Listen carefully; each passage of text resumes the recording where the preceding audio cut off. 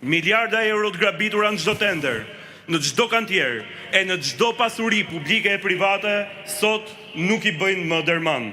Sepse nderuar qytetar, ju e dini tashmë se mekanizmi përbindësh ka rënë me parat e pasuritë e shqiptarëve. Kjo band siguroi për 13 vite me radhë vota, aleanca, mbështetje, lobim ndërkombëtar, Carlo Media, krim dhe luks të shfrenuar personal. E gjithë kjo makineri u mbajgjall mbi frikën, presionin, dhunën ndaj qytetarëve, mbi shpopullimin masiv dhe përpjekjen e vazhdueshme për të likuiduar opozitën. Miliarda euro të zhdukura nga xhepat tanë, bashkë me shëndetin, edukimin, sigurinë rrugore, ato ushqimore dhe cilësinë e jetës. Kjo bandë detyroi të ikin nga sytë këmbët plot 1.1 milion shqiptar. Ama sot, të nderuar qytetar, historia është përmbysur. Ata që kanë frikë, ata që kërkojnë të aratisen, ata që fshihen, ata që nuk dalin më para njerëzve, janë pikërisht këta që qeverisin kriminalisht për më shumë se një dekadë. Ndaj sot dua të drejtohem të gjithë juve dhe mbi gjitha kreut opozitës dhe të Partisë Demokratike profesor Dr. Sali Berisha.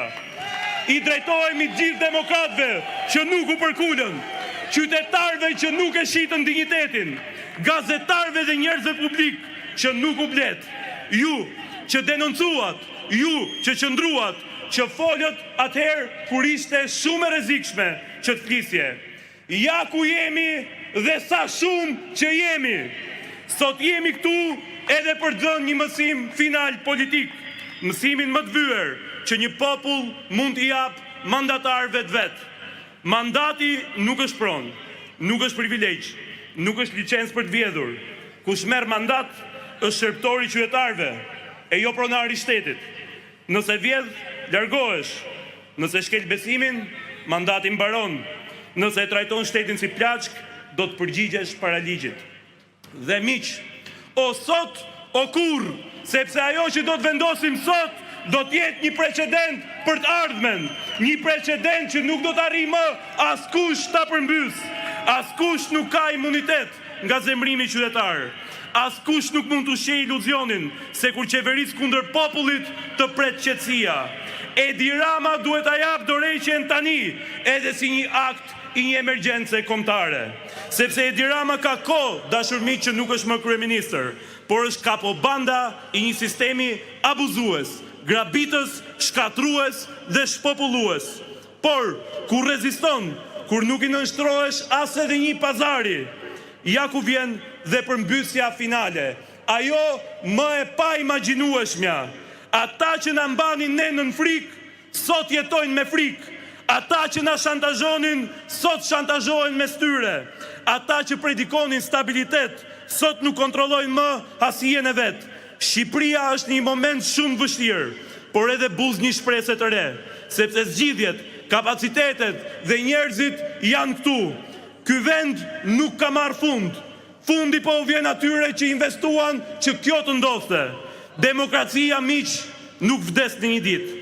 Vdes vetëm kur njerëzit binden se nuk ka alternativë. Dhe për këtë mashtrim të ndyrë u investua ky pushtet me Carlo Mediat e tij. Alternativë ka. E nisëm betejën kundër grupit strukturuar kriminal 5D dhe ishim shumë pak. Thoshin nuk keni për t'ja dalë, se janë shumë fort, kanë miliarda dhe janë frikshëm. Qëndruam, protestuam për 44 javë rresht, denoncuam çdo ditë e depozituam dosje pafund. Ku janë sot ata? Të gjithë pushtetshmit që blenin votat e Tiranës, janë të gjithë në burg së bashku me Erionin e tyre, me kryetarin e tyre.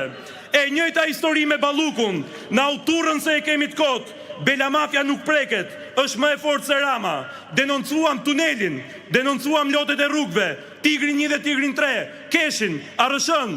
Dhe ja ku po i vjen ora dhe Ballukut, me gjithë bandën e saj, në përburgje, arreste e ndjekje penale.